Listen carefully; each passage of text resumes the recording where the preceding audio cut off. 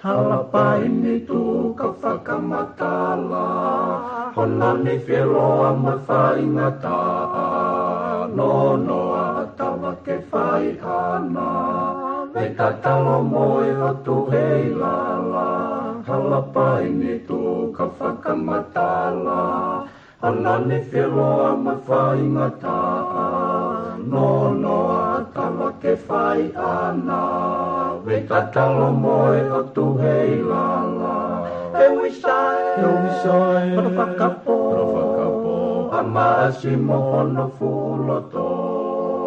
Ka neongo, ele to, na maunga ki e tai pono. Na e toko, e ponua, e tupo o hapai ki o lunga. Ke malui, me o lunga, a tonga ni o whai o tupua. Utulai na o tu matanga, matakau no me ka whakautanga, matangi mari e ko maua whaanga, utukalonga luko e hake anga, utulai na o tu matanga, matakau no me ka whakautanga, matangi mari e ko maua whaanga, utukalonga luko e hake anga. He wisai, whakapo, a maasi mohono fuloto. Ka neongo, ele to, na maunga ki e tai pono. Na e toko, e whanua, e topa o hapai ki o lunga. Ke malui, me o lunga, a tonga ni o whai o tupua. Lele a moe mai ko mokotu, ko e whangwe lolo a halai walu. Sia ko ka whoa alo i talau, lo se o whatai situ a o whatu. Lele a moe mai ko mokotu, ko e whangwe lolo a halai walu. Sia ko ka whoa alo i talau, lo se o whatai situ a o whatu. E wisai, para whakapo, a maasi mohono fuloto. Ka neongo, ele to, na maunga ki e tai pono. Na e toko, e whanua, e tupo o hapai ki o lunga. Ke malui, me o lunga, a tonga ni o whai o tupua.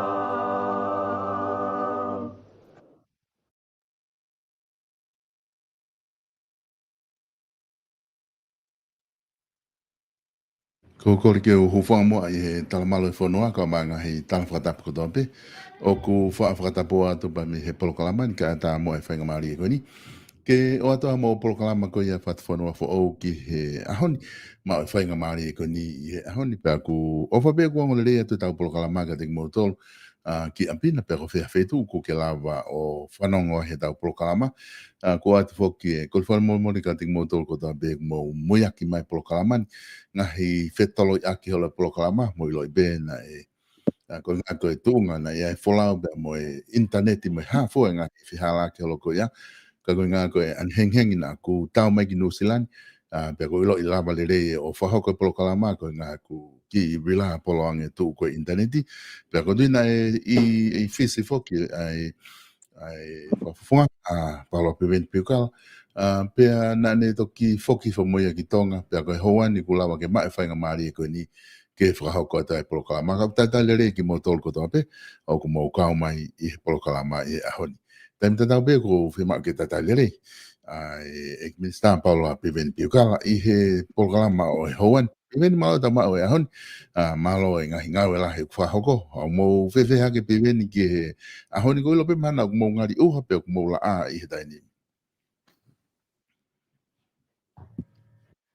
malo bisolo malo mau feka mali ko le te peke hu fanga te pe fatapu ko ia o ku au fia la ape ko ka je pege na to to mai ne o mana na uha me na dole ngai a mai ko ka ku au fia la ape a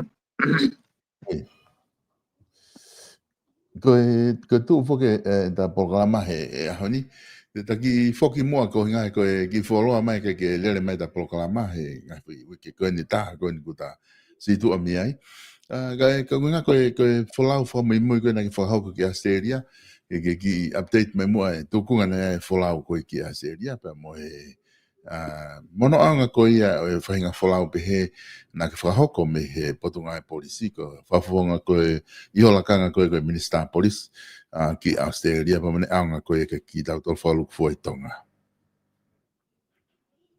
ko I tolo na ku lava tau he aho wa ki Australia na ei ki katonga he aho tolumu e hawhai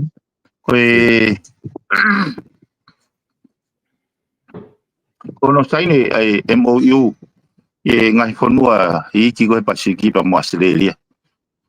Anga pule anga Australia wa he whangeo miliona ke he next 5 years ke he programa Pacific Policing Initiative kono teuteu kono langa headquarter ke teuteu e kau police Pasifiki waki pe ke nau toka ngai ki na pe ngahi whakatamaki ma ngahi whatongia whaka tauhi merino mo security I he Pasifiki ua na umateu ai ki he ngahi programa security assignment ai iwena pea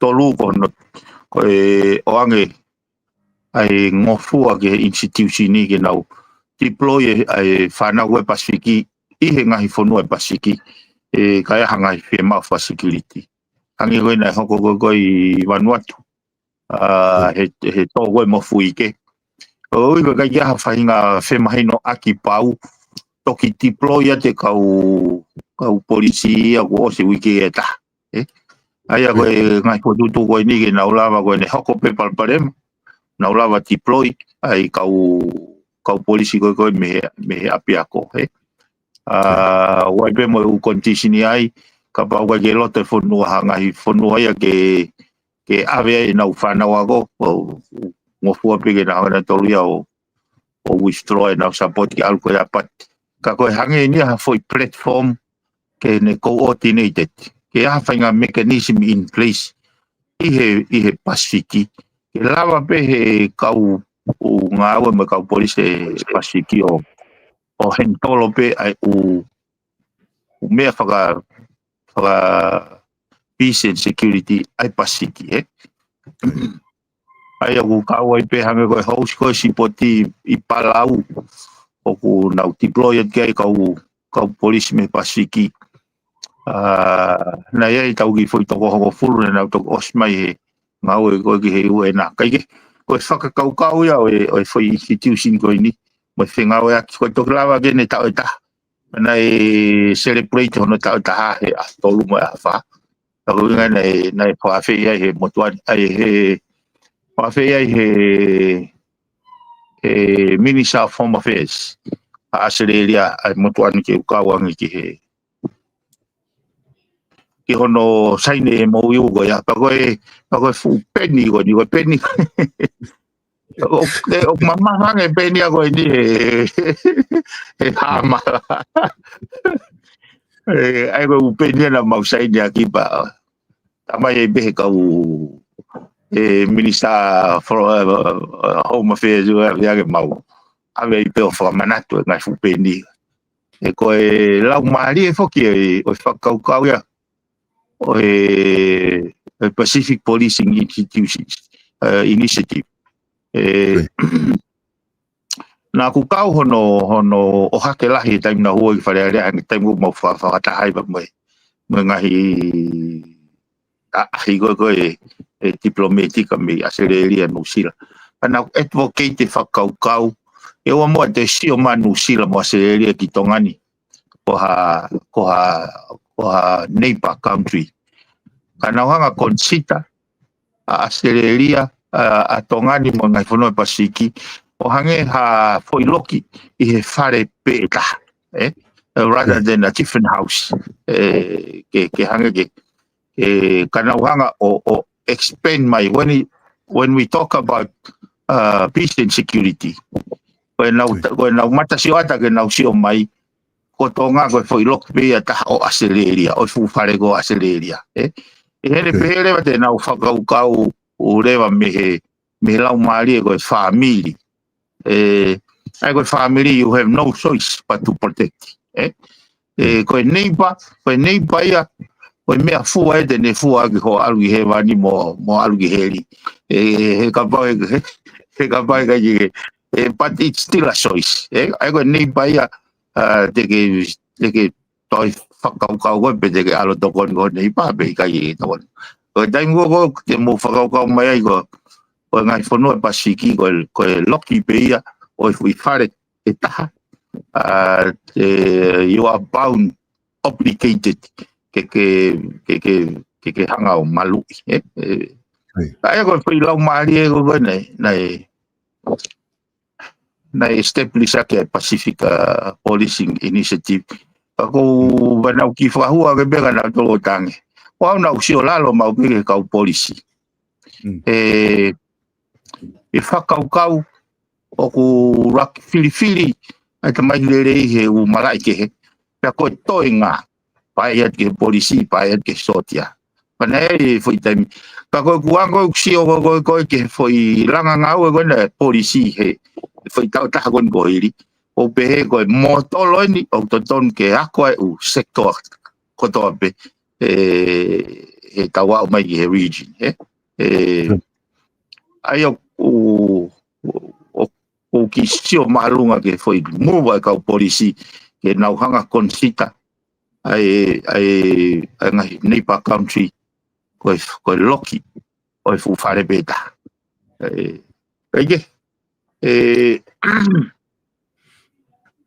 o taimwana mau o saine o MOU goni ke Pacific for como si mai au he police commissioner ke usio hake ke tafakiu o ki site meeting ya Solomon ba mo Australia ya ko na saini go ya MOU go ya ko tu pa Australia go ba ke na tokon ki Solomon ke liunga o na police force ai to la go na police force ba ne tata mai au ke fatoka ngai o mea e ton ke te foki mai ai ke whakatape au tanga i gai e gai e tau whemata tō ke riunga au e tau police force whemao ke riunga au e wahenga e police force e ka poi saini e mau iu koe mua seria au koe e riunga au e wahenga iyo kako no whawhiwhia koe mahino o ku tuia Australia pepe ba mo New Zealand ko mo minister ya ko polisi New Zealand mo Australia na nai pe mo au be me Pasifiki pe mo minister ko Palau ai ko fatonga ko Palau na fefia no na tokoni ga ai va ko ni ke na spoti wanda to fight tauni ai po ringa dai hawa ai minister Palau. Koe ngai whakataha whakani mahu inga pito, angi koe ko ke tala noa ki ai. Ngā uke le volo ko ia ka pau o ku lau he ngahi whanua kau ngā api ku tau wha sio maalunga ki a seria manu sila.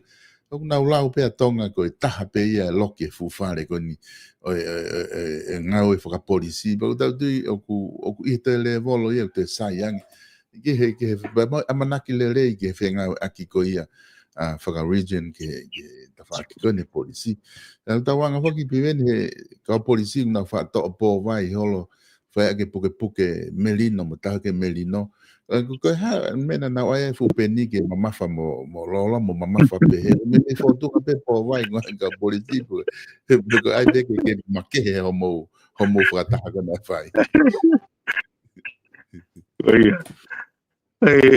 malo ai be ke signify ke mahuinga wala na wala da be ka fu peni ke mau o ave o tau souvenir também e wala ko ke mama fa nga fu peni na fa ke sai ka wai fo ke foi tai mention le ia finga ko ni ai imagino ko ta uni fo ku mai ko to fo tai me ke ai management manual ai apiako polisi ko tongani fai pinga we aki pa moi va ko ne tien ki OIP ke puke extended ko pana mau recruit to ko ni manoa ko recruitment fika ni matolu manau ai ka we recruit to la me ko no fo si ko jai ki ha fainga fenga wa ki pe mo Australia he foi dimension goni o mai e fainga mali e lahi ke he kau school leavers ke na osko me high school ke ha na foi I tau compulsory na toria he te a pe ko policy pe ka pa ke na iku o policy ka na iku o tori foi a kau ka tori foi a kau lele pa ka te na iku o palama kau palama lele ai ko si o ke fainga tispirini o anga ke te ko ka wa ko policy te taulava mode ha kai citizen lele looking forward ai ko si o ka wen program so ko panga e fanga 1 million na wa he Australia ke program ko ne pasiki for the next 5 years that's a lot of money ka ko si o ko tau fema o tau hanga o systematize put a mechanism in place ke ta hospital high school hu ga ba polisi al ga ba ko ni Australia ana toki make choice I pay in life ka fu ga men au hanga fa to ngai solo hanga ko si o wan ke programa ako fa fika wan ai esa smamo ma ko si o ka we fan ki me aku ne te e peta citizens fe na fili he o si na fa hako fa tongia that's a personal choice ako si o ke no te e kakai ko tui la hang fa nga mali ke tau ma ka o citizen lele ka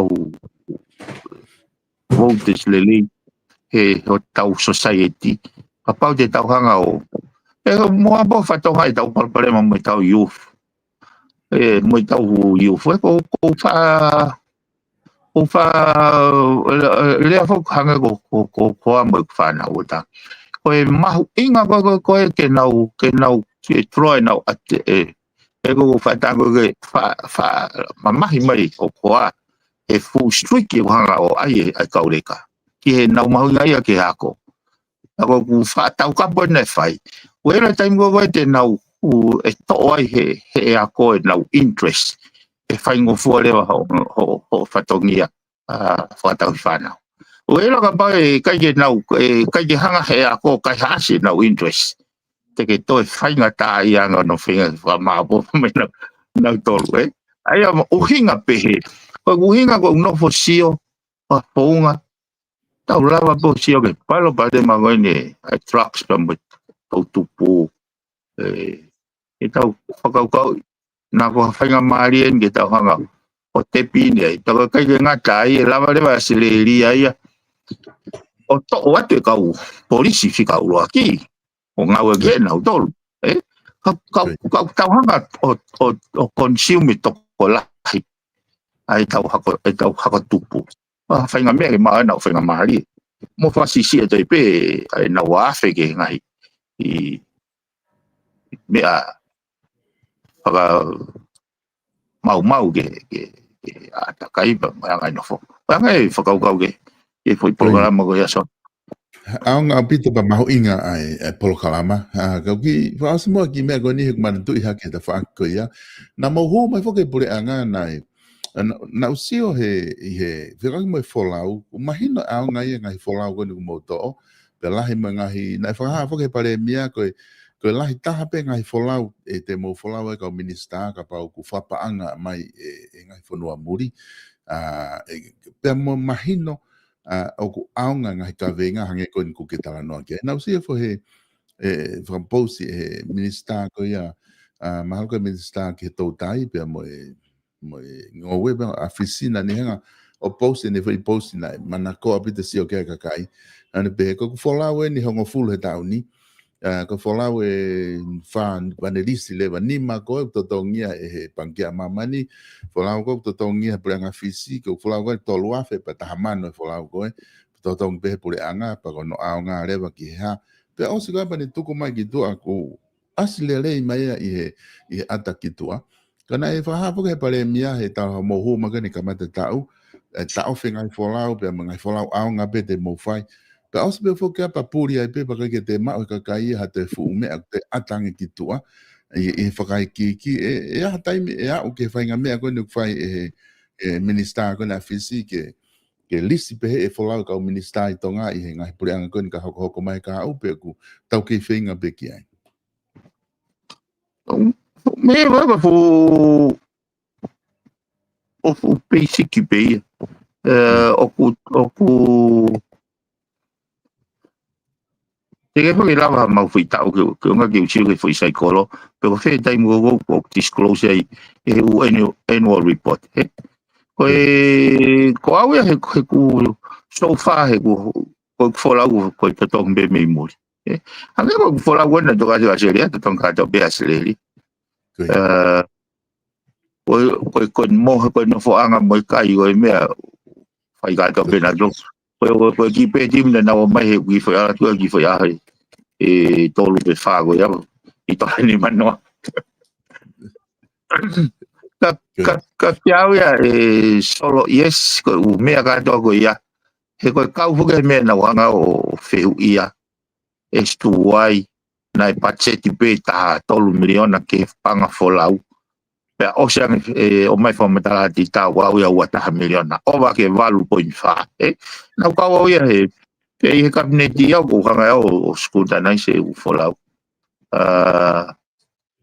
o ko ye tu ya to ton ke la ke pe ke fa ngata ai fare pa nga no disclose ai u pa nga folau o pa nga folau go o po nga we mai po nga we na u po nga we tol ai ko polisi fa ya mo pa public enterprise tak mano polisi ba mo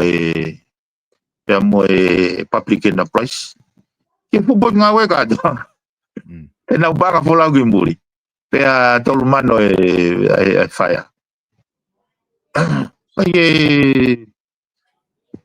ai ko hinga ko tala no ko ki foi ta mano pe a pa folau ai ko foi mai na ko ne fi ha kon ma wo si te ya o ya ta man te ai wa fanki me ai ki pe ka ko la ta ai folau ya go ya fan ba me mo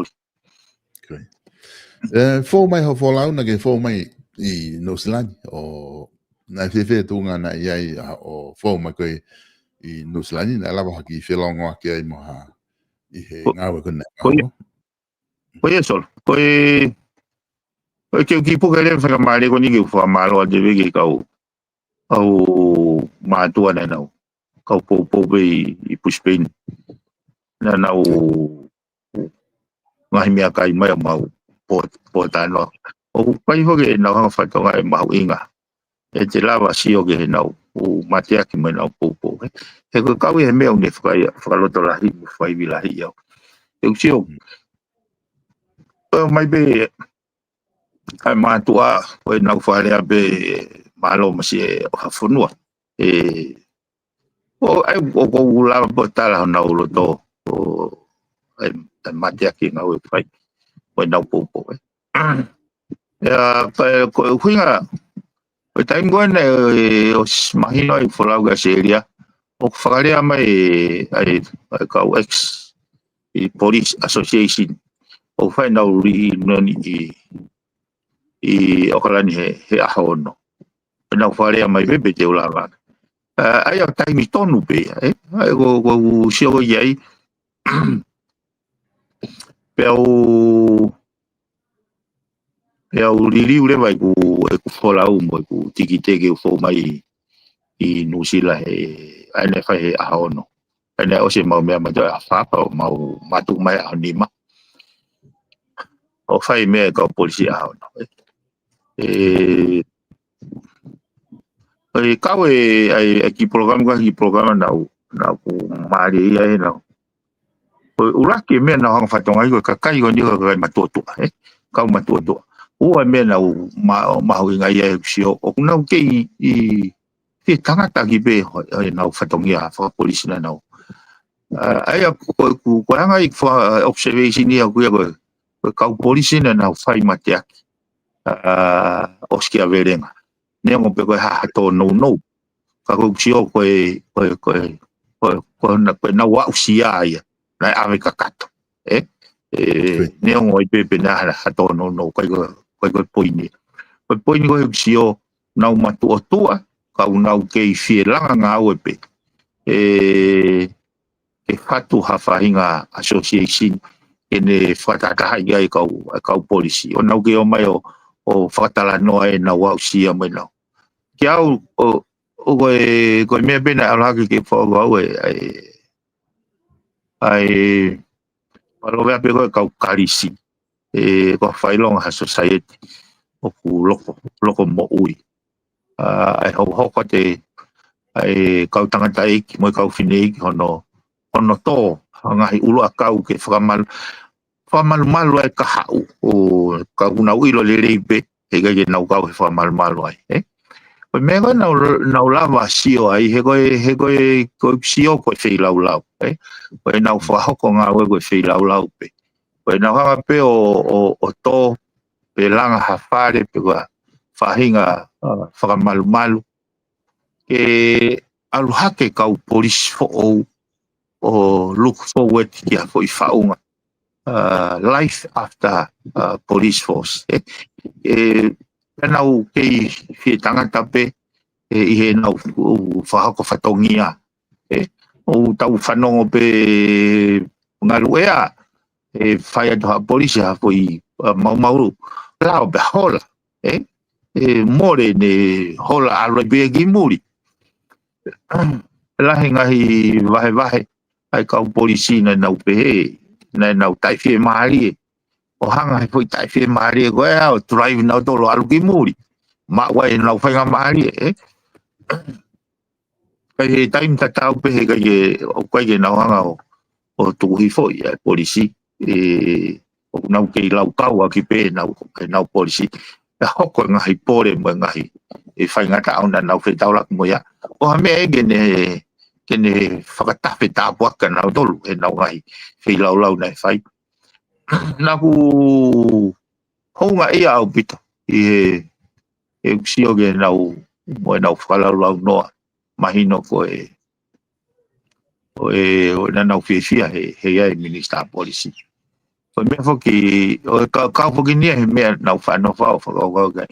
O ke mahino e pete u minister policy he whirigoni mea ke heia, ka kone hoko hame ko hoko te uni manoa ko hai nei minister polisi tai ko ia ko e hoko e nau ki ko fofua langa ine nau ki fare whakatau moa ki ka hau ko hai nei minister polisi ai nau mau e foi lau mali ko ia pe au wahe ai ku ai tai mo na ko tuitapu o rak tuitapu na fili mama pe me europea ma henia fo ke kalsa ai fili ka tuitapu ko mi no fo pe euro ako fu alo ki fili ne tama Argentina tama ko ne to malolo atu ako fili ko ni fili tama Amerika o tai mo na o atu ko ki ai ko ia ni ko fili ko sali ko na ne vai I am lowly but chosen but vai leva ai mesia o tua o ku nelava o see beyond look beyond ene mata vai kane filia ki ono fatongia lagi pau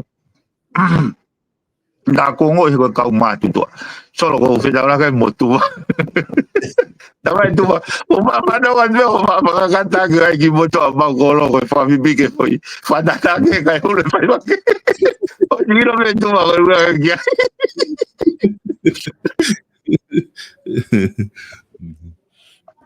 que polis motu afo que polis Kayo wila ya wino sila ba kayo te ma ya pe ko mo ye ko te tal fo ke ni ke ke lau to hi ke ya ko ale le lo e so fai ba tu wa kana wo mo ya bito ko se ta walu ni maya ako ka polisi motuan ko na mo fa ma won ko o haini haini ai mo Paula Tadaf na u feo hina dol mo tamai ko meu na wilo ko mo tu be na fia mo to na off fa ta me re ni u fa ta ta ala te tolu ala te fa tala no me na doli ai ga ko wai mo ka polis na nga we baba ko to lai ta gina tolu he hono ito ti ba ko ka tu lalo Pero tala no fo ki fa ma po ko fo noa ne ga to fa ma po ya tau fa hau o tau fa hau ya he ka mai fo fa ma po ne fa ye tu po ni wa mo ka la freto pero tai mo na ka ko tai mo ko na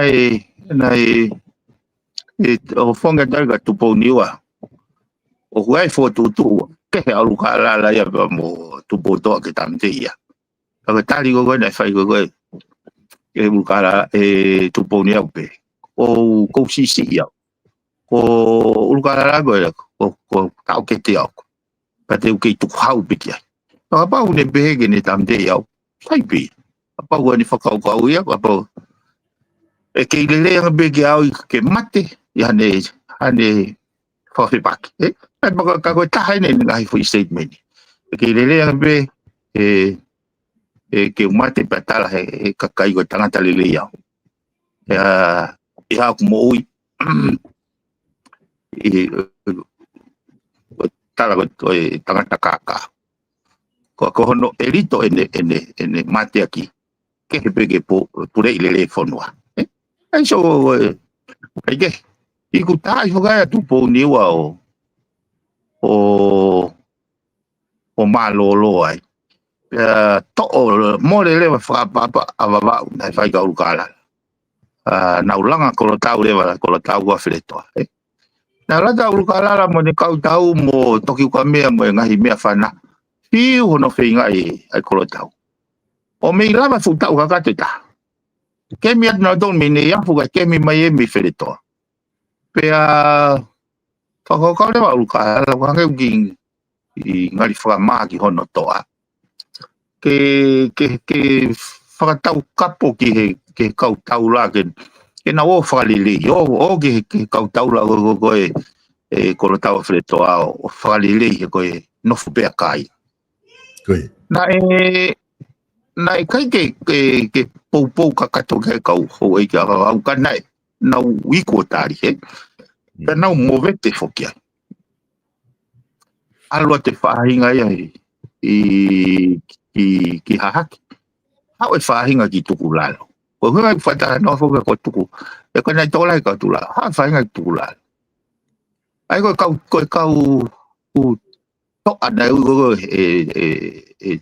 to ki wa me ko to atete o va o ta ko ki ti ko I be au ka la hende fiu wo finga ko lo tau ke fa ha fa le ta ko me o stoka ia ke malum ke ne tante ka to pana o hofi leva atukulal makave mo o fitu ai ko tui o to o hofi ko ya puke mo I ga to mai ka to o no ngai fu po pau ai o avange po pau pa tuanga ke moto mama ali ko tala no ko toki ko mea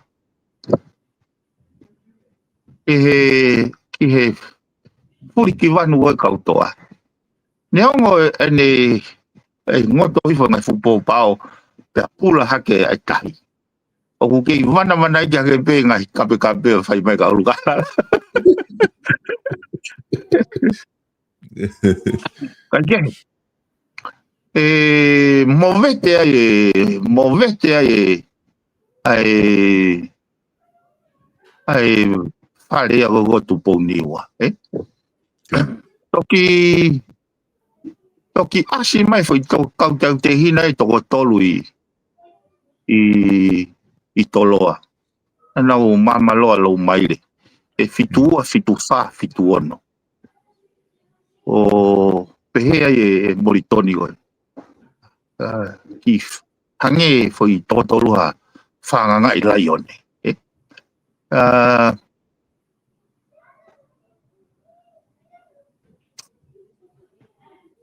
Pehe ai ko timing go na foto ai ko ni sutone. Nei ko pehe he fata no go ma kui. Ko ki feito na no foi kakai ko na ui ko la fo. Ko timing go na hake mai ai ko lo tu avere va kau te hina ko ni nau atu hau ke langa I goa apsia siboa. Pea hiki le vai ai ka pehe tau wha hau he taimu hange ni haki ha o kukio. O maua ke hakio. Ka te maua ke lafo. Ka koe lai tāne o lai tāne koe tānei ko saia mau whapea. Aia koe hingoa hange ka tau koe hingoa koe mau pe. Koe nau whai ku mau, ai ko henere tari ai mau. Pea mo o hingoa ta lom mau. Ka koe uhinga ui whaapea I he mau kui. Pehe he tānoa he taimu nei tolo ai wane. Koe tānoa nei pehe.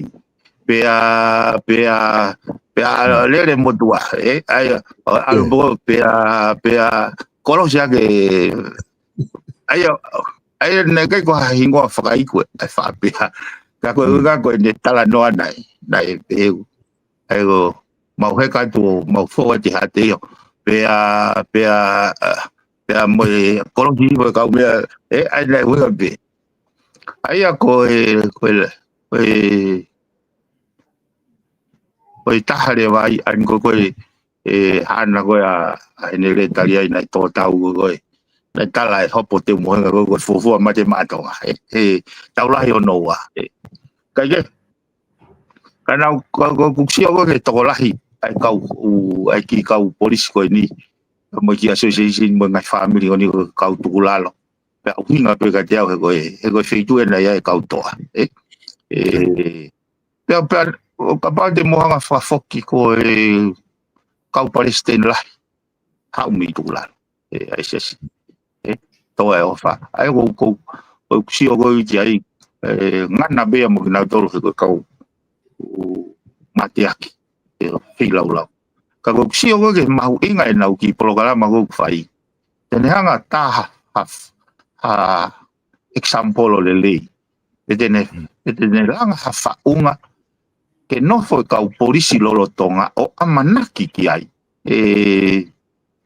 mo mahu inga ia he nau ngau lolotonga e ai taimi te nau alua ke foi le volo o ex-police ke nau au ki ai unau ke fi tangata pe still nau konga ke ko ango si o lolo ke foi mea ni kawe ni foi initiative le lei e tene lava whengawe aki ke ne moldi gulahi pe tau whahako e whatongia ka leke purpose aigo ke whakaiaha whainga mea ke whakaweinga whakatau mua aigo nau mawhana o bito he mea ai me tau pe solo nau mawe ki whainga mari o mi tapa pa mai kau pou Koe. Mea te tau pe nau whonga ia ai nau mahuinga ia pe whahoko whatongia o ai kakai he nau pehewu nau nofo o lau mai ka au kai eu nofo au kai eu toka au wani be wani eu te toka nga ka nofo tau fia maka o kwawe o smahino pe ka jau ho kui ho fatongia o kai ke fire for mato e kono moni ka ngere kon go nga we ko le be ka kai o ka we be ka kai ko go fe ya vai ka Koe ngai ki Koe. Ko mahuinga apito pe ngahi tu ke mahino ko ke fia e ka polisi tutuku ko ia ko lava nga we pa ko na wa we ni ke mato tua na pole aki pe e fatongia na fa ko itonga ko wakai na ke te fola fo ki fis ke nga ki tanak tu nga o fe fine pe ko fo tanak tu nga en go tu ta fononga mai ko tola ki na tolu e fanau ko tanak tu me ngai university pe ko CINI ko na o foki ki tonga nga we e fonua go weta hen ta mai ile ko ni you must be a proud father ke fanau ko ni talango fua pa me lava me ko na fa he ko piven o moni au pitoia o to fitu whakaatoa ko fika fitu en o si mai he semester gwen me ko ore ai ai ko fika no en dai ko le tuit ko ko ne ka kate e pa nau o e nau festival ko utahine ko loya go se mau mai ni scholarship me puanga nusila e aluati ki Auckland uni tau fo ai ne master ai o si mai bego ai ne o si mai bego ka to ta mai e rak ta kai o alun ta kai ko agora mo ni na solo ono moni ko e kapau na ko poto ko me fatau e nga we ma to ko be fatau poto mai na fa na ko poto ko me ofa ata be ai otua ko umai o pole pe au ka mai no ga jau o kuigai ko ta ko to be wako e ma ka ko tu fata buak tu fata le ni de o tu au ka ke ka wa ta ya o ta wa ta na to ka ne tu ko ka ma tu nga hanga we le ha ta ina pe ya ne ta wa ta na pe ne vai ne ka kia o ko lau monu ai mo lau ta buak o kau ho proto fare o no vai mai ai ngai tare ni tipo ka koe me ai na wanga pe foto ke tamai ki he kamata tau atai na mo ni ke mo ai a ko ke lava lele to lava pe ai o mo lava unlock ai got given potentials o ko ate o to mamuto mari ai ki tana tunga ko ni solo ko koe kau e ki tahine koe ni ai nau mau interview TV fisi. Koe kau ki tahine koe ni he kulawa aku na e born to be a veterinary. An advocate, be a voice ke whangamon man. Hena mau fiu mai dono no whinga. Kai mo na ose go ne foundation ni kai hu ke college ke university. Toi fehu I ai kau fai le si tapo. Ko pune ko me nyo pune. O pune ko ga ke marka si. But she insists. Ai la usia o ai go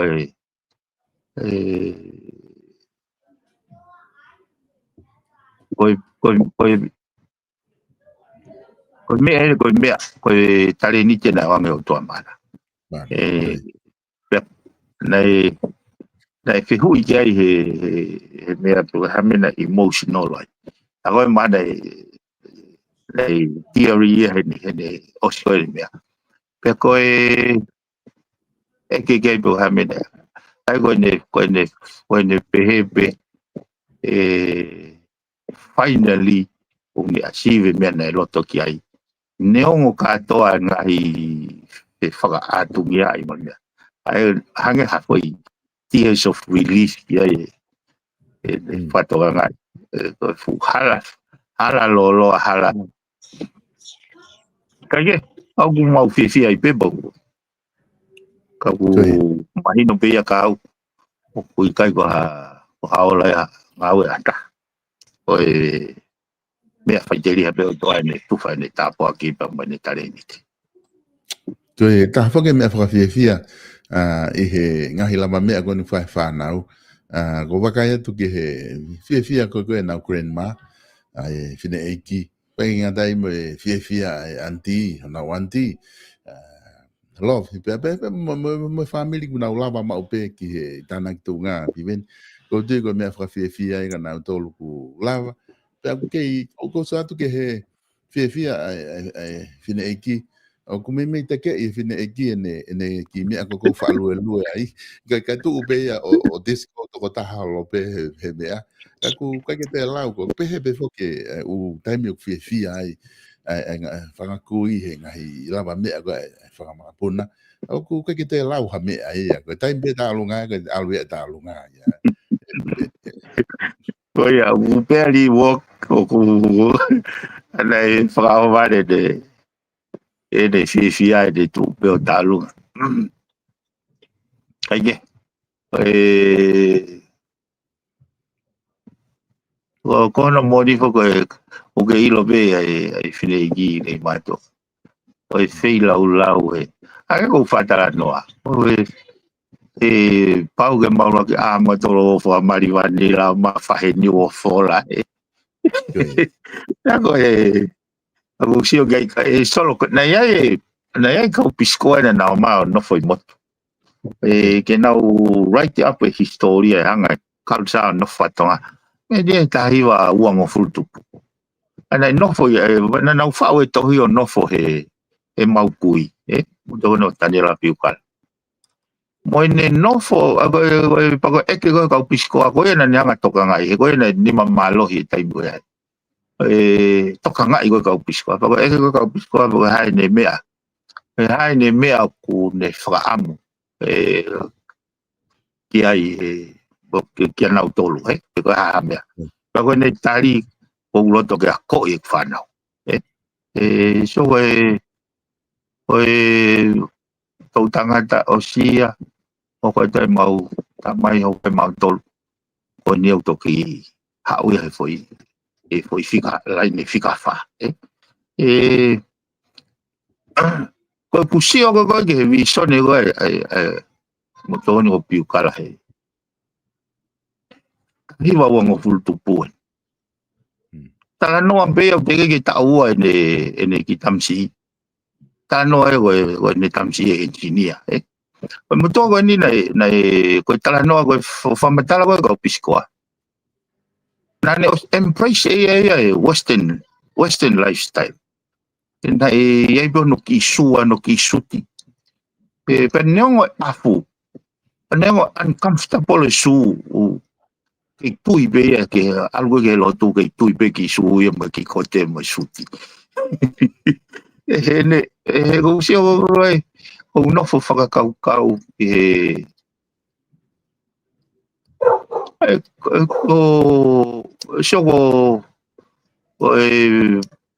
o nei whanau nei kai ke whewhe ako o whanau a mautolu anu ko iai mosaya mau pese te ono noa bina ako o whanau a saya mai whanau a aku unau matai te Canto. I found it very interesting. Kau no fo fa kau ke misi mo vi sone mo sei la mau kui he hako mo ne fa madara ke kau piskoa. Mo ne fa dono ene o fa gina ke ako ene fa na. Kaje. So ko anga big for ta no ke mana te o ai ke me ka. Koia. He pipeni tā o mai ki he konga koni, he konga ni ku mahu inga pita. Ke wakai atu te koe wilo pe whoki nai toki na wakai ifo. Ki hono o mai tutu uni pe me he ekipare mea. E whahoko hono ho whamalolo i whakataimi koe, hui koe suspension. Koe ke umau ke taimi, pe koe whamalolo i whakataimi koe hae lahe taimi. Mei he o whatongia koe minista i he kabineti. Ka lawa ke whawhainga maari i ai whaiwhatongia ai ACC pe koe komisioni koe tau i whaihara. Ki he ngahi tukua ki i koe a whahauke te koe. Pa koe ke u te whie whoki ki he ngai mea koe a ko tau se whaapolo kalama ai. Ka koe whie nofo i he whamalolo i koe ni koe hae rewa tuunga ku iai i he lolotongani. Hono whamalolo i koe pe me he whamalolo whakataimi. A koe ko hapehe ka haturi. Nā whenga ke usio i he konistituto ne, pe ko whe koa kupu i he konistituto ne, kune whakaata ai konga koe ni, pe a mea pako koe ke uranga mao ha kupu ai, o kune whakaata ke whakahoko tutu uni koe ni, pe a kukai lewa ke uilo, pe a kufa konistituto ne pe i kai. Koe kupu ko uilo i ai, koe whotu upe ke tui ke whakafisi toko taha koe ia, ke to'o te langa minista, pe ko te whakafisi. Pe koe te mate, pe koe hape hawhainga, pe ango resolve koe whalearea. Ka koe whewhe anga ho wakai kia hine tu e taini mi ku whaha whe mahino aki pe moe ekipare mia he tuunga koe ni hono whamalolo i whakataimi koe.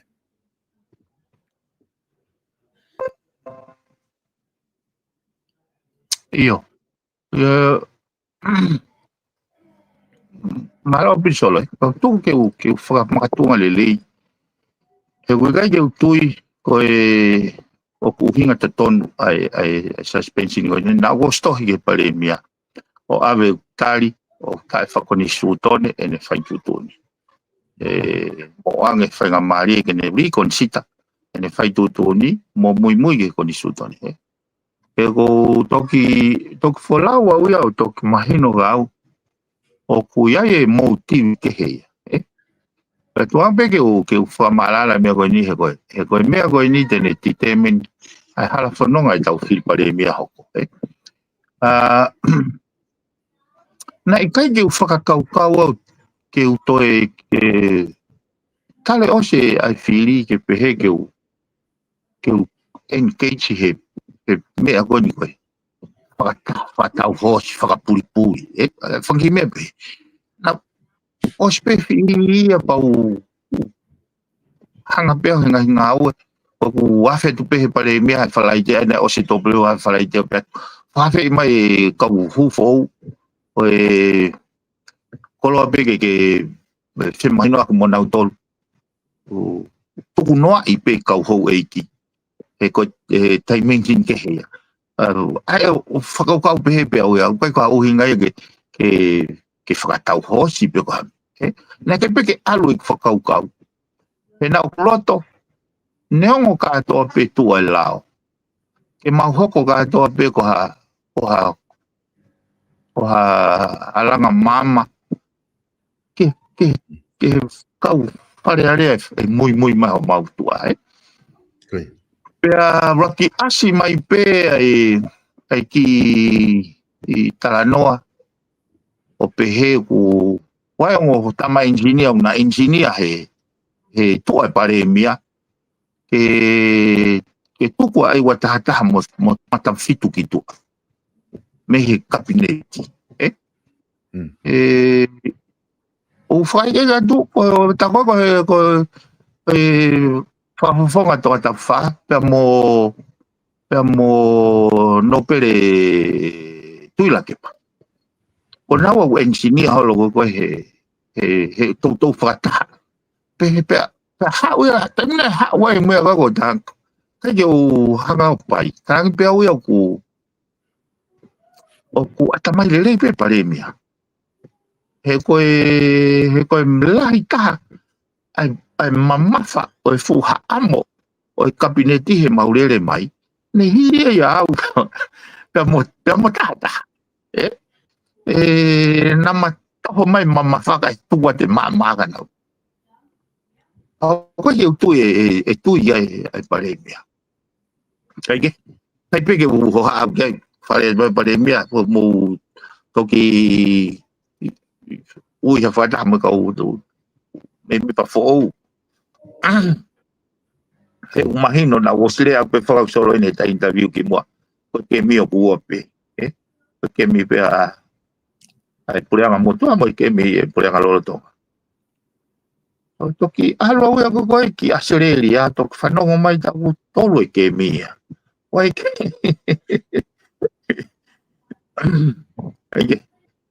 o mai go ai suspensi ni pana ai o stari ke pare mia pa ye na o tali me ke a monite ne mai no ka a malolo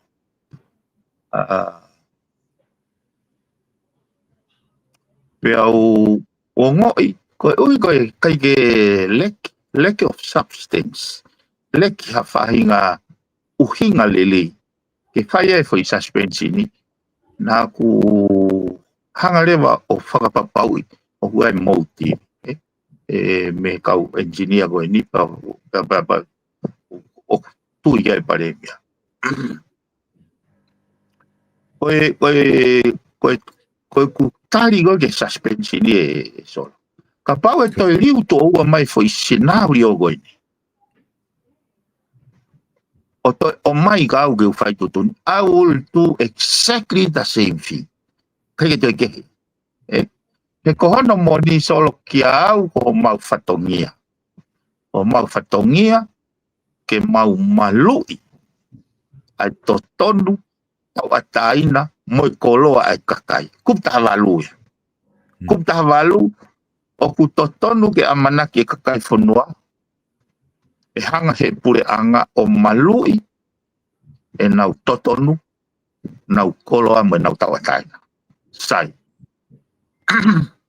ko fata hare va pe mai leva koe ene afio o ku pure ki he fonua ka ku i he kau minista ai whakahoko i ngāwe wa whatongia rain ku mau responsible koe puta fitu ko ni stutone o ni hanga fa malala mai mea ko kana fa malala ni fa mawa ko pau ki he ene afio ke o fai ene pure fili manako pea kai pure peke le pe hakitoni aya e fatonea ko e fa mawanga ko ene ko rea mai ko ki ene afio ai kuputa fitu o ene rea mai ki he pure anga ke mau pai e mau fatongia o fili mana tai me ko nai o mai ai ka o faile go a hopoate a pita hopoate o me ko na roki hanga whakatoka ngai o ku tu fe halaki o roki hia nai tati kite aki tu fe halaki ua ko fonga na ma wa restraining order ko ex parte application ex parte ko fa itape aya uhinga yo ke o ange fainga mali ia kia pita ke o ngona honoreo kai toki fai tutune fa mau ko fai tutune ko fa mau kene ta ofia pita te ke o mai ki ha fail hearing ki hopo que o que consita ai hia consita ko hai tangata goia pe ko hai ne ngau fai ko hai ne historia ko futa ki lo tuen e un pepe e anga ko ne me agonita un pepe tau pepe po palestine tamakeia ka ko palestine go na rock palestine okay mo uipe aya ko me aya ke consita ia he whakamau ki mua pane toki hanga tai ha foi restraining order ia sino ia taha o mea goia fail ka toke fai sai nai kai ke este awia he foi mau goia na ku mau lo to lai ke fu ke fa mau ke eke ene makatuunga ana kai fou he Pana ke tifeni he fra mau ia. Na ne pepe nei u ko ne ilo e tangata iki. Na e fra moni pe ya hono o mai ko fa vave. Ka tu ke alu sio ki ai pe mo ne sekretari. Sai. Na e foki mai ta mai ko ni ne o ma ulo ua e ngolo ya. O ngongo fa fia ko ne pe mai ko ngongo fa fia. Den hanga o fa sai ni mai MOU Pete ni hanga rewa o ai document ke seni ke airport ke nif ai restraining order ka lava folau. Pe au pe atu rewa. O ku ke awea pe ke taimi fai folau. O ku lava ko foi tanga noa ko ni it's also look very nice. Ka ku kai de usha tawe tene lava implementia e foi taimi goni.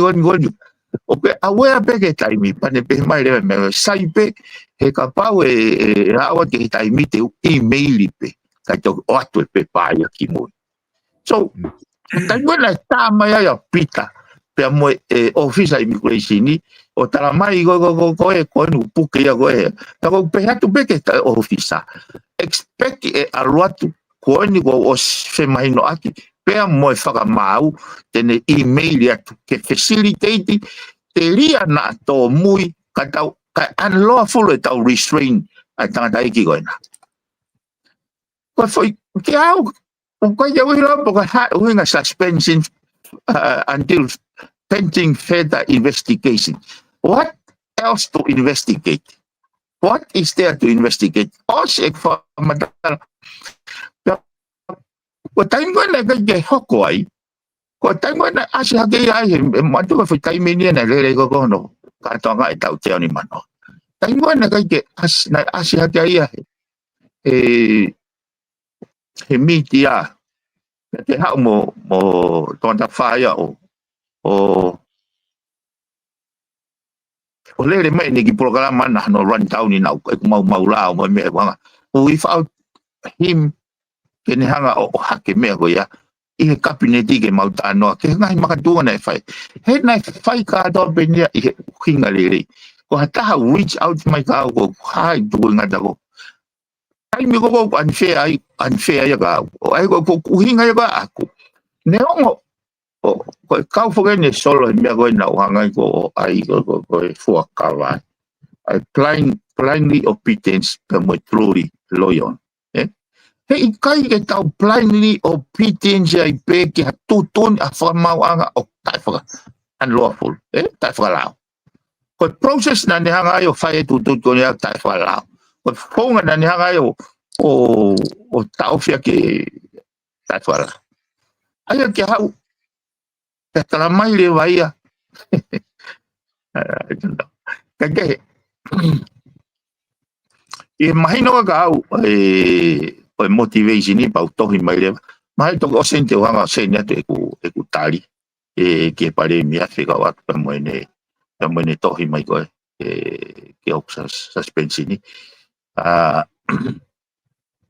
ko to tau mai ko ne hu o ko to ganga o fa pa ai fu I volo o ko la langa ki ai fat ko pule anga solo ko fe hu ia ka ko me ni te tau falala ka pule anga ko no maka tu nga ko tala no ai fa po uri e maka tu nga ko tau fe ia me ka ba mo loto tani ha me ko ke o mai ai solo ko me no ko hinga ko ke tau fe me fa tau hos ya mo o mai ko ni ai nga platform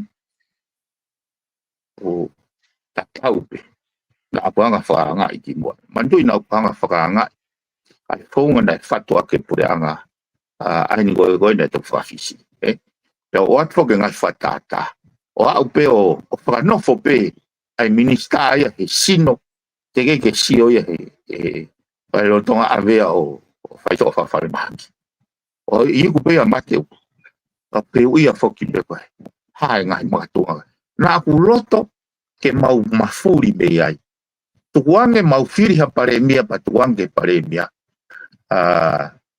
ke na consult mo da fio ke ko fra mu ya ai la fo me fo ke wa na u finge wa fa malala ka tu pe ka ta no ko kupu ni manoa ko kupu ni manoa ai go ko frale go kuo pau ke whakanofo hene a fio ai pare mia whakotuat me whare area ai ko taimo ko te tau whiri ai pare mia me whare area o tutunia he lao o koni sutone ke ne hanga whanof ko taimo ko ai kau minister o pe kuo pau ke kawat ke kabineti ai kau minister na foto he pare mia pea fa no fo hene afio ai ko uhinga ko ga fe mau ke na tala no no e kono uhinga ai mau inga ko ke tau alain ni ke wa te tau alo fe pakpak o hange ai ko foi clarity be hange pe ko pulango ne to gosi ai ki aure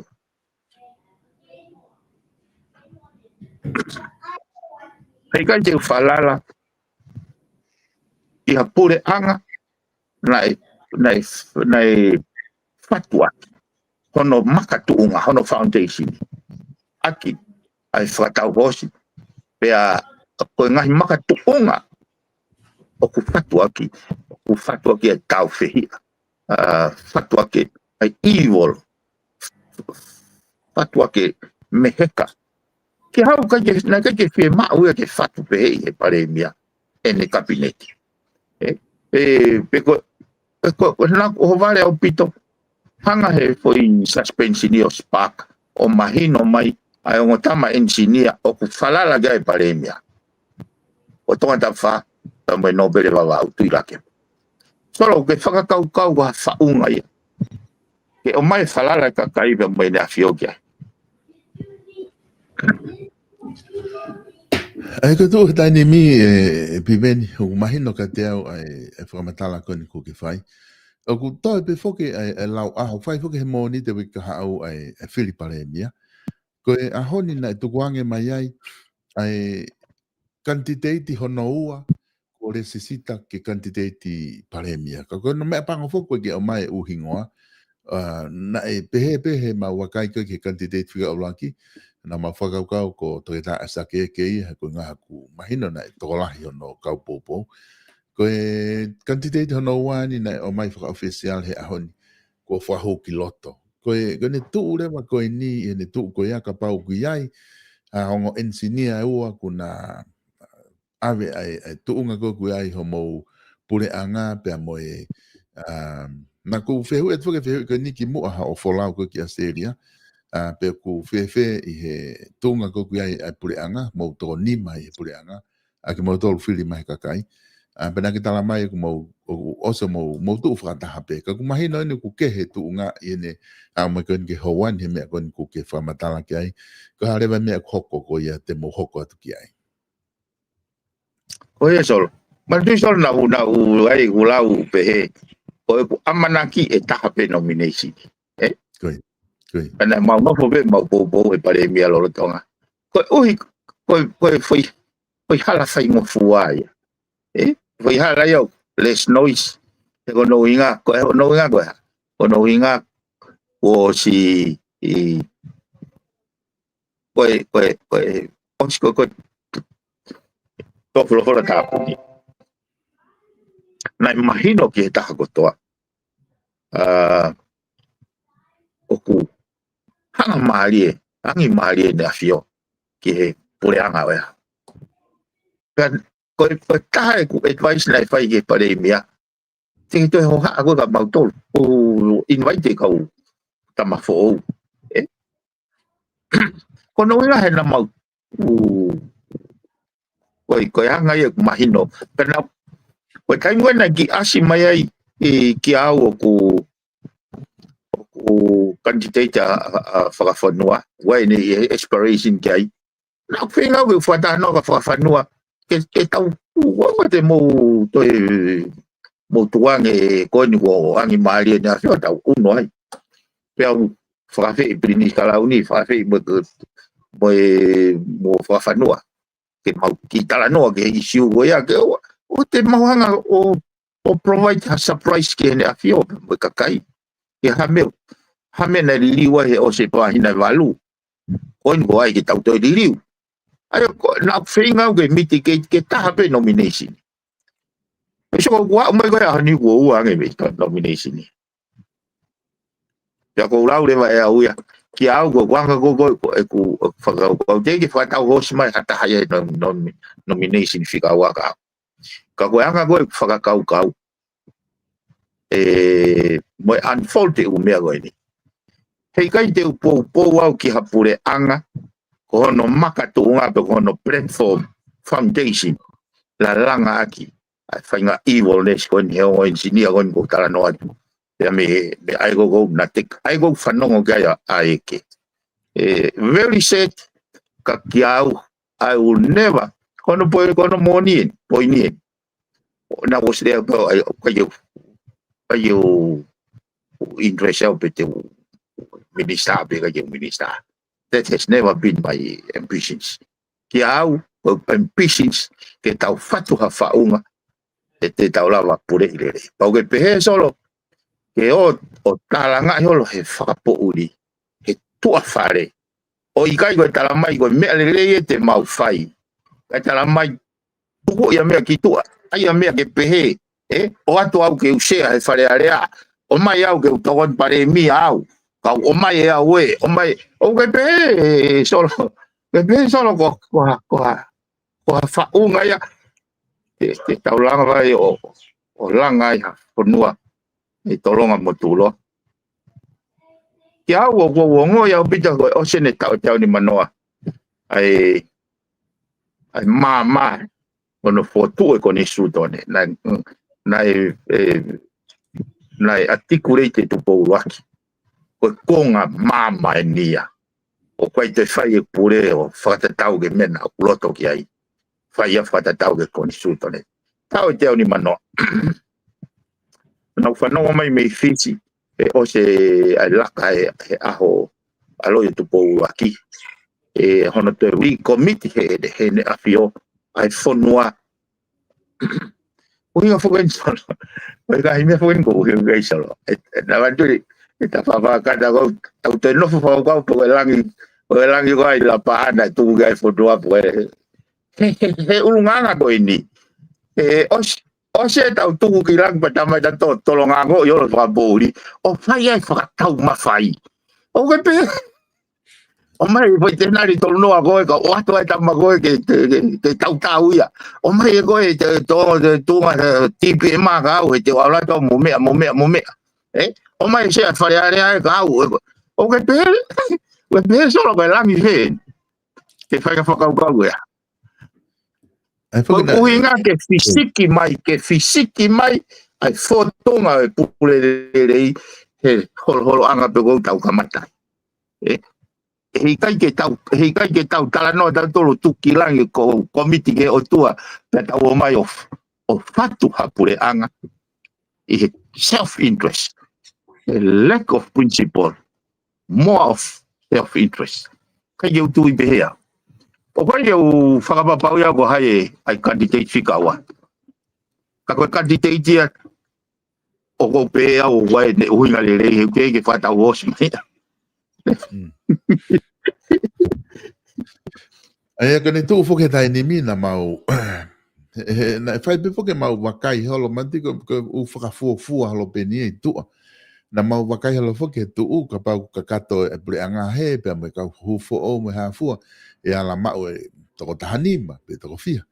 Ka tu ko ka no pere ai imagino pe ia ko tu ko ta fa ke ta ka pau ha me e kantite ta o ko tu he ka ko fe me imagino ka mau do mau wakai atu ko ke he tu ngata ni ka pau na ngo e kantite o ko ke po ai he kai ma o ne fika he ka ke necessita e ko kantite ka ka tai me o ne ngo ai o guai no fai nga mari ke ahi pe no po ia tu punga he nga tala no ko ni fai holo pe ko tu le ba gule sisita pe ko ni gule sisita honi ai kantite fika wa in tu le ba e de ki mari ang e tau tu ko e tau filipale mia e piven ko e Kani tu ko tai ni mi re ba te tau ki fononga tu ai tapu ni foke le sisita e aho falaite. O ku ke whakau e te aha candidate ke tolu aki e te humane le sisita me heni ki aho falaite. Kai ke tui be eso. O ko tui mahalo kau e peta ko wa. Ka kono moni me apango ia he na pehe to ke pale mia o feina ai amanaki ai ne afio pa mo kakai na fai mai ki he pale mia mo ne kapni o feina kana ga eu amanaki te ke tui ki ha engineer ke talanga I mo toko moulu holo no fat pe pureanga e fa pori ake hanu ke mau fotai ke ui he pale mia ke mau fata a mau tolu ani kabineti lolo tonga ya mo ka hufo al holo pe ya mo ongo engineer ha faka foi papol hol kia u masi ko ongo ingari vale au pito e tunga mama lo tu mo yako ka pau ko me ai ku tu iga e pare mia aho ko fonga ne fatwa ya pure anga ke tolonga mo tulo kai pe o na o sia o talanga even kapag fema ke tu ko kitua ka ke lava o forma o pure anga I'm fine eu kai go kana kai ke amana ke o te na hanga ke na to lo fana e na den for that besolo I'm not gonna bend over ke ka tamago ni he uhinga go ni o stara no I platform go ni e ke ngutu huanga o ke waku ha ke whanau ma o foi ma fuho loto lai na ko mo be au ai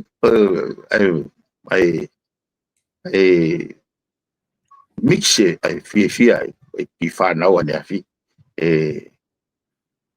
hange wongo o kia nau tolu hange wongo kana ga yu kai ke pehe suspend dia o tokoni ke ki moto vai kana hanga fa manatu me ko me e tonu be ko me ko la langa I evil o I whakapo uri kai hege pe tolongai pa ko hange ko na toki make up pe ku whakakau ko mali solo foke ku ai tau tolo yo le tapolo kalama ko work intention ko ke tapolo kalama he ku inusila ke hanga tifeni pare mia mo suspension ke whakakau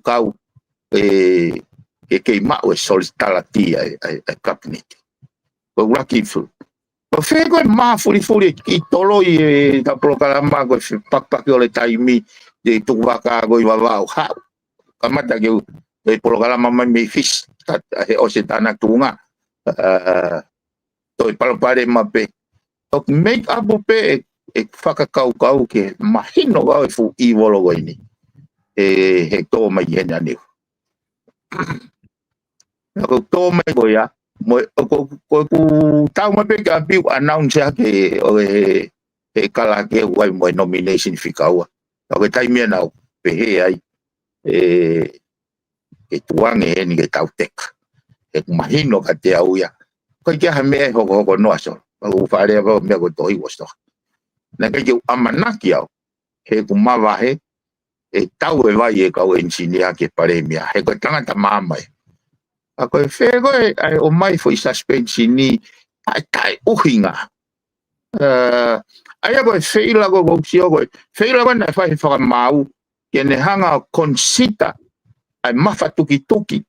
O e rea nai whai e pita ke makatungai hono tau tea. O e wheila ta tau bea o ku whai he ACC ke nau consider ai process na aku whanonga ai pea moe whakaongo loea moe whakamau. Ke nau consider. Pea koe foi wheila ta tau bea toi wheila ai pare mea ke ne consider ai merit o advice o what me ACC.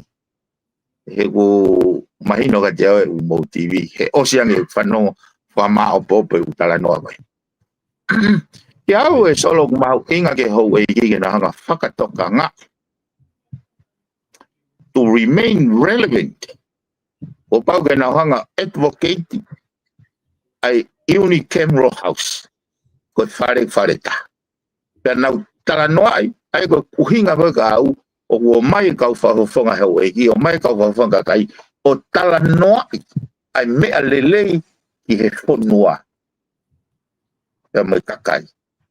O hui kai ke hau eo, ke mie he, tala mai he ke mi koe te alo kai hasi mai, te alo ewa i konga heo e ki, ke mamai ua heo e ki, tala mai he heo e ki, te alo ewa i konga kakai, ke mamai ua kakai.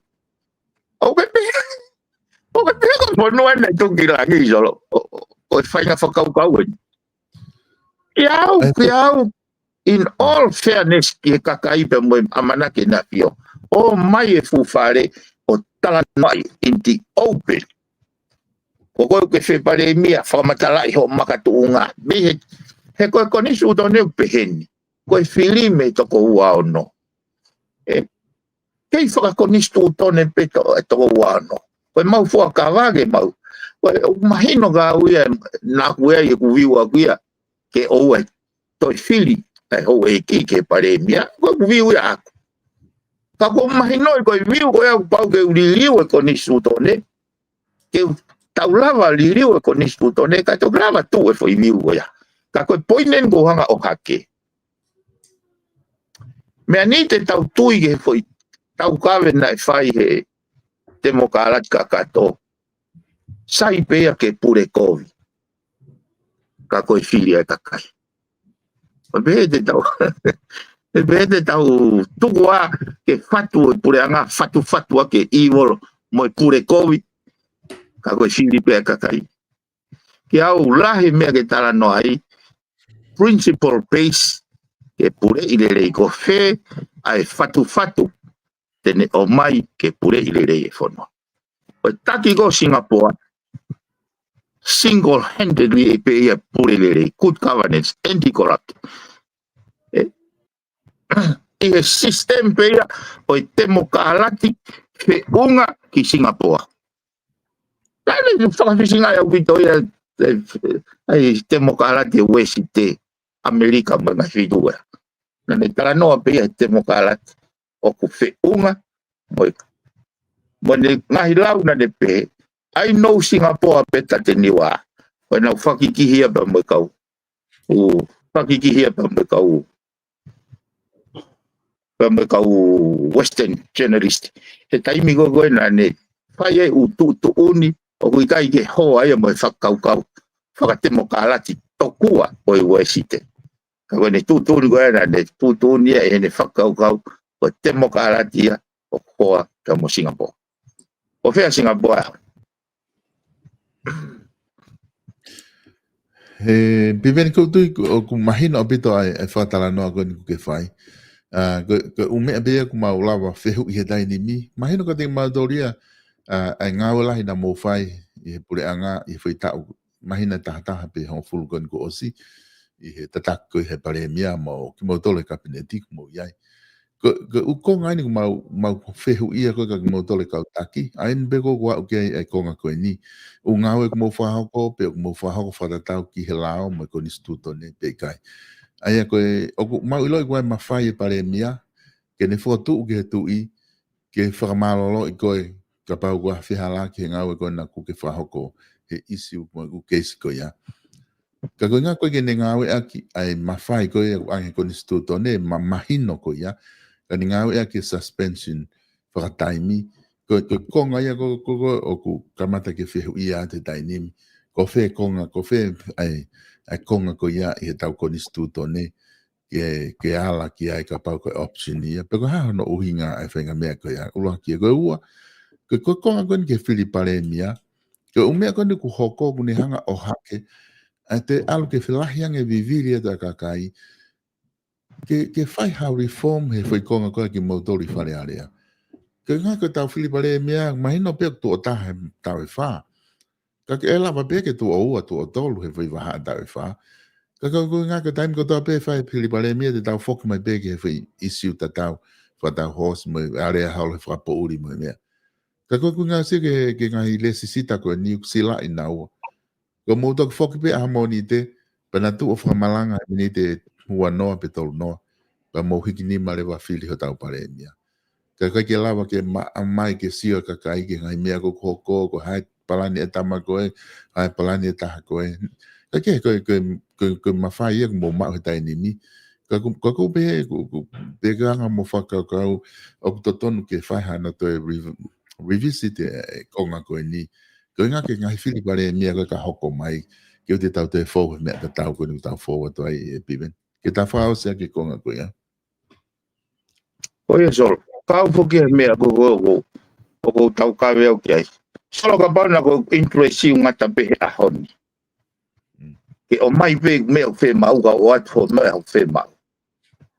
Kai ke kai pa isi ue nia. Ko interesi ke tau hanga turoa apu ha roadmap pathway for all e whahinga ko mui mai e mautolu. Ke ua toi whai e whainga whakau kau kone whatau hosi. Kau hanga he isi ue ni o hake mea koe nau ke whatara noa ki ai, ai mahu inga rewa ke tau tāla ngai. Hei kai ke tau amanaki, ke hapure anga, ke ne hanga o whakapoto, e pure i lelei. Ai whanua mono kahau. Ka pau koe whaunga ini hono whotu e pure anga. O whai e tau totoro, o whakatau hosi. Kau poini ia. Koe huenga kai ke tau lawa o matua i e mea koni solo. He nai hu e taha koe toa interest pea ke ai ne hosi. Pea na ulo longo ai peo au ke awhiri. Patau toki ilo e au pe whaunga whatau hosi. O mai e whu tambua e whu tu e. Ke totonga ke pāra tu hau e kakai ka koe whu tambua e koe ke ne lawa e a whai a pea. Aia koe kusio ia koe whakaware e tau whaunga. Pea koe whia au e whanongo mai mei fisi. Lotonga tāna tuunga koe le utaine koe whanongo mai ki hono toi committee e whanuani. Tui ono ke o tua. Aia ki au tau aia e langi ke tonu he foi ai koe ni. Foi mga whaa koe ni. Ka pau e kai ke whakapoto. Ai anga whakaukau ko no whatu e puranga koe ni. Solo e kuptolo alu o malama e nea whio ke ne dissolve whare area o toi ui e whili whao. O kuanga e whakaukau e si ange whakamore, e lau koe whainga whakamore. Lau hange peko e lau koe Einstein ke ako. Education costs money, but it will cost you more if you don't. Kiau, koe whili whao, it will cost us money. But it will cost us more if we do not. Katau alu behe whainga whaunga koe ni. Sio whakapoto taha e oseange mahino koe ni Ko ongo engineer ni o whanonga kai paremia. O ko pehe ta ostai aonga credibility e paremia. Ko i tau le toko hai nomination fika ua koe ni. Ka ko poini ka pauange e tau au ke tuunga o kai ke ata mai ke kakai. Ya o don ke ui he kakai tiso toi filpo ko lava ai fare area lava e fonua tai fare area e tata o tala no ani ko me tohi con istutone pe ke loto ke pe ke loto ke e malava ai fare area ke ai fonua ke tai fare area e tata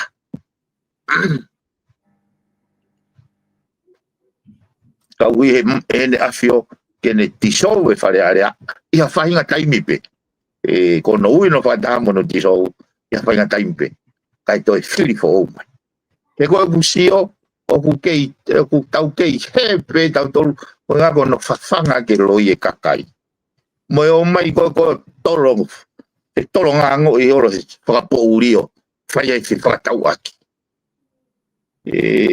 ke au kai ke tu ia kai ke I will never support hapure anga more from here onwards kono now ko no nga ko ka nga ko tau mo kaya hata muy e fa nga fonga ko ta ko no interest pe ka no tolo pe a oni pe they have no regard ke hala fononga fonwan wanga ko la ko fetongi puranga ko to pe ko hai mamusia ka kai to tu hau ko yo mamusia ka kai to tu hau pe o mai pe na tolo ka ge na wow mahino ka ui lau maari o fatu aki paremia lolotonga ene fokotutu ka kai ke tu ia ui ko hame ke ave whakafufui ko na kai o mana o si ko mau liriu ko pureanga na ke whakatau ai ko mau akuri pe ko hai paremia sai ka tu ka hanga standa ho mea pa te ngona mau ki fata hai na mau toko valupe mau foto ke mau akuri ka pare mia pa alwe ke na to tano me na fio pa to kau pa foto mai leva Isaac foto mai pinga sak pa pe ka yo fala la sak pa pe mai leva sak ha me ko ye fala la sak au io pe ha me ko pe Pela os ko tau foi voto no confiteni uluaki. Na alo o fata no ko tau ke te fekau aki mo mau inga ene fai tutuni and moving forward. Ke hala fono ke was siokita fakau. O foki mai au una o si area na mo paremia mo sea ke o te faki pete. From there onward I lost confidence ke ne hoko ko hataki. Solo ko la ko ai palo va pe ko Afrika ko ami ko laione fanga laione ka taki ha sipi ke tau ya ami fanga sipi ka taki ha laione e malo hi mau pe fanga sipi fanga laione ai aki au na ko yo pe to very weak ke sten ke fanga principle o he ko na mau o atu ngai tai fala anga na fe mau ke tipe iti ke mamange ke maka tu unga he foi mama go ya e voti tamai na ke mau voti tai tai ayo para akuria ke para ko ne fatonu hia mai pe ga au ba mahino ga te au o fi pare mia pe o ka yo te anga te ai pa pe sai o ata ai wa ta ke to kon ga go au to o te fala la ga mo ko ne ve na mawalo ai pa pongo ia u ko confiteni e mau fononga mai go ya au mai ke a o vale o ku fononga mai me aseria ku te ke ko ka engineer ke te ke ai wa ta ya pa bo to ta fit me he paremia ka ko men na hango fra moni go ka kai pe ke te fit utak mai paremia ke mau fata ke ne tala no mai anga ne fakau mai anga mau fatu Alholopea ko whanongo alholopea pa mo engineer whakatahat mo tonga tapulak whakatahat mo hapai whakatahat mo wawa whakatahat ko ya bito o siang e mau mate aki ke lelei ai pure anga na ni takaki o asme filia whanongo ke kakai ke Pagkai ko poini aku ya, ko poini ko aku ko fonga ko na fatu aki. Papa na na pehe ko ngai fotu tu lele yang ene pehe fe ungange atu ila ke pai ke se ai fare area. Ta fe ungange to ta faia ke to ko premia. Ko nga ko na tau ke. So ko hanga ye. Ko ai ko tau fe. Pe ko ventetta pe ko o kiau. Kiau ko ai eu funga mai noi. Kau hang ati ki foi situation ko ni. Foi konga kon ha ma ki foi tanim ko ni. Ko to ko wa ngo kantite di tanim to tapun ni ai Filipalemia ai candidate palemia ki afalaite. Ai o ko ke to e taimi ki ai. Ko tu ko ni ngai fika. Oku malama ke tolu e candidate Pe hatu ko ke fili ko ke hata hai he foi tolu ko te ni lava fa apurianga. Kapa e pehe. Kale me de mo hoko atu ki ai. To e ai fo o mo kantidedi ka mo ko si ha situation pehe. Papa to tolu ya. Mandu ko fili pare mia pa ko ne ma majority. Pa ko ne ma to ta fa me to wa no. Ka to lava ke pare mia. Kapa to tolu ba na wa he. Ka ya o ta ha to ta fa. Eliminate le vai ai ta fa muy kai to palot fo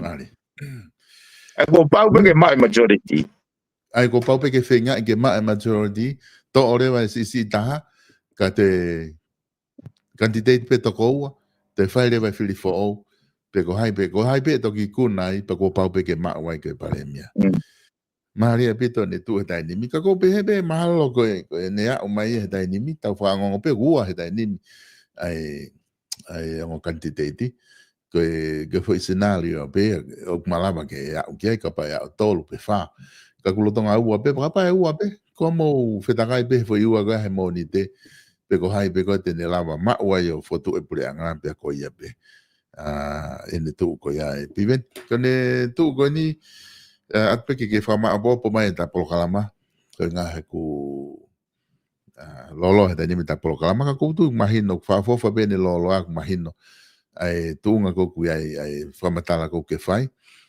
per ka ko wat pe ke ta ki fama apopo ai pimen ka ta toki hoko atu pe i he whainga mare ka hoko mai e ku ke taimi pe ke monite ke o mo Filipare mia mo update te tunga ko ku tau iai e malo pimen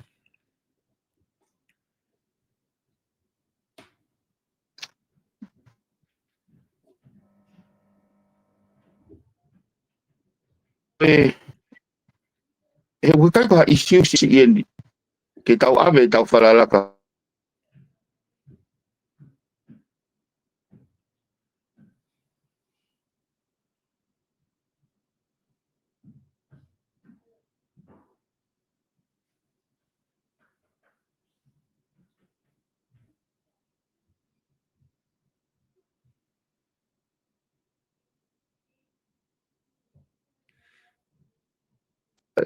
toton ke tau ave ke tau falala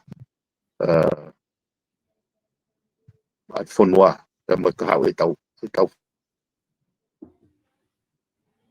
tu ko ku pehe o kui kai pe tau ke to ngawe ke me ko fa tau hos ke makatu unga e ku pou ia koe kono uhinga ke o mai minista koe makatu unga e pou ke koe ke o mai ke tokon pare mia makatu unga e pou ka koe ke o mai ke se fale area o ka to e umea ko ia ma se solo o ko pehe ka pa ke ka tau e hen pe kia o lau ma pe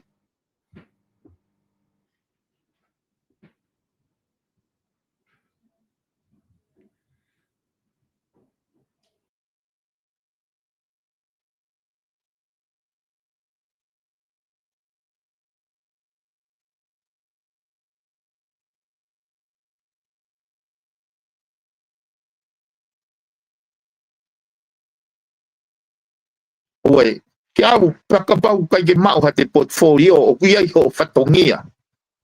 Pakapau kai mau o portfolio o kai ka tunga whalangia. Tunga ia ke alo ngawe, ai lere e whunua mai lere e kakai. O kai ka mea ke o toki whai ai wha la hi moe. Tā mai kakai ia kai whai te wha ui. Kai te e solo, ki au o tui o feina, konga ia palakala tohi ke pare mea. O feina tui pa moe kakai e whanua nei, o stoka mai e nau amanaki.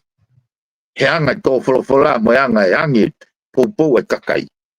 Kai ni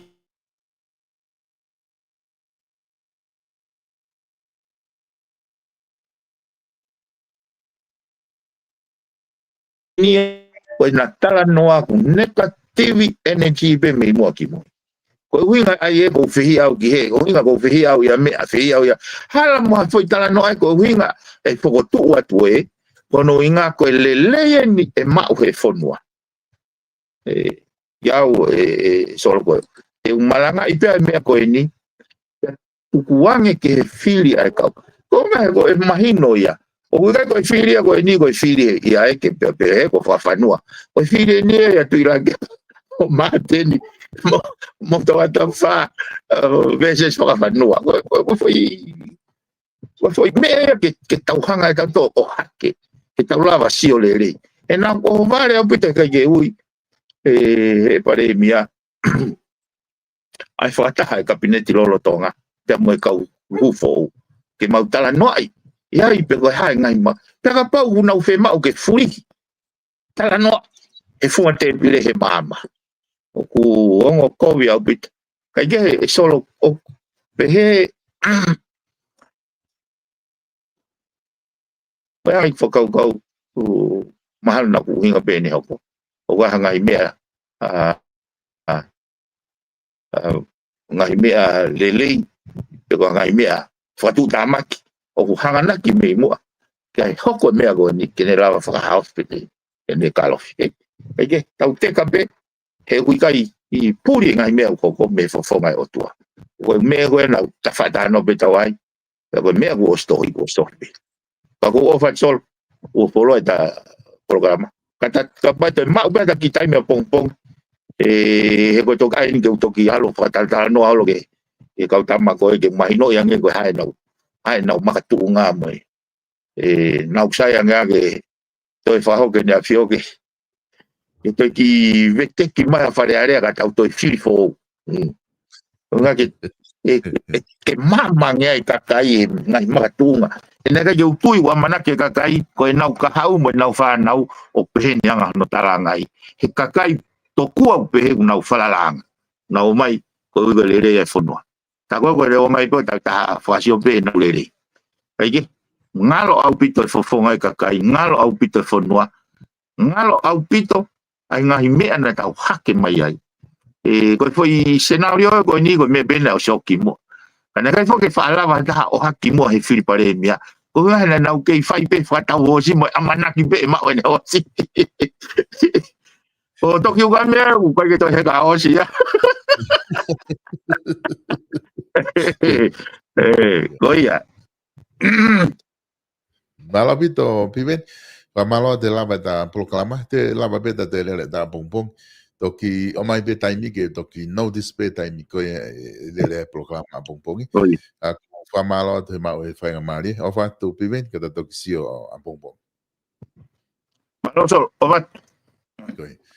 Pamalo te kainga i he lava koe ke mokau mai i he proclama ko ia. Fatfono o he ahon lava ke ta wa o mai. Ai proclama ki he whao singa koni, hau ane taha mini te whanima, e tau whiao mai he, nai whake ukonga lahi ia nai, mao proclama i, he update nai whi mao ki whahoko, bea toki iau mai ke konga koe ki moi, anga lauga bea ke whaiwa lahi, o tau toki iau mai ke ngahi o ngongo koe ni, tu ngani, kumau tolu kok whiwhiri ki he tu ngahi whika ki he whiri koe ahamoni te, la peke mao mo whafofua he dai nemi i he tu nga koe ni, ai ku mahino i whamatala koe ni ko mai palo api ven piukala, kua pau ke ai liliu he ngahi whika, nai kau whoke ngahi whika na o atu au, e ua me he satellite he kui wawau.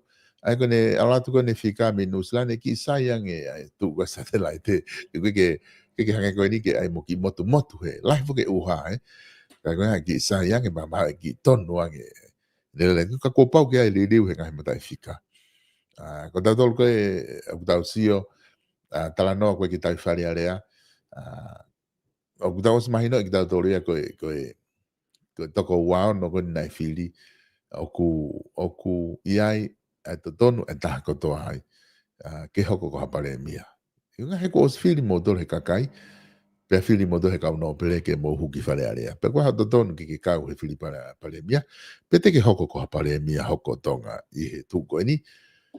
Ai a kone tu ule wa he tainimi, a umai ki foi mo meniti ko eni, ko tui o kei maalunga pe fika ko ia o aisakeke, pe toki hoko le vai fika ko ia o lot whanua, ka pau o mai, ka koe ngahi fika kātoa koe ni, e toki reveal pe i he moni te taim koe whai e pāloti, ma tui whako pāloti whakapuripuri. Ngahi fika. Koe, ko ngahi ni kou maari e i ai, o ku pehe ni i, o koe ki te whie mao i, a koe ki aha lao i, he koni stuto ni, ku te whie mao e tu i, ke loto ki ai, pe kai ke loto ki ai. Ka ngai pare mia koe ni ko osfili me he wafe hongo fulua o mai. Na e mokoi pe tu i kātoa ka ki nātu. Te ia taha e tae loto ki ai. Ka na hui ai he fili koe ni na toki osi. Ai koe ni he wafe wa whae. Ti sema koe ni. Pa toki whetonga e sake eke. Na e whekau matolo oske palo ti pe tamangi mao o kapati tua. Mo ki tari ai. Ka rere a ki e fili o ave kene a fio. Peku mokoi ki ai pe i kai. Aina e pamamare wa tari ai. Ki taimi vea mau po tala noa pe tu he whare area whai mau kai. Osu pe koe mana mi hoa e taha makong. Pe hoa ta. Pe te announce mai lewa ke mau huki whare area. Pa mau hua tuko ia. Ta mai ko ave fili ke ne a fio. Pe kune mokoi ki ai. Pe toki lau mai lewa fili. O toki o mai koe. Ko aisake ke nai fili kia toko tahano. Ko hai nei. Ko ngā pehe. Aia oku e tau koni stuto ne oku ai. Ai mawhai e tui lahi au pito. Ke tau ngai mea ko whaheka ke lawa ia o to'o. Me ngai mea ko ia kapaheka ke liliu. E tau koni stuto ne. Kage, ko e lawa e tau polkama e hani whamalo atu ki he tau ki motolo ke kau sponsor. Whamalo lahi atu ki motolo. Foki me mawau me more leo.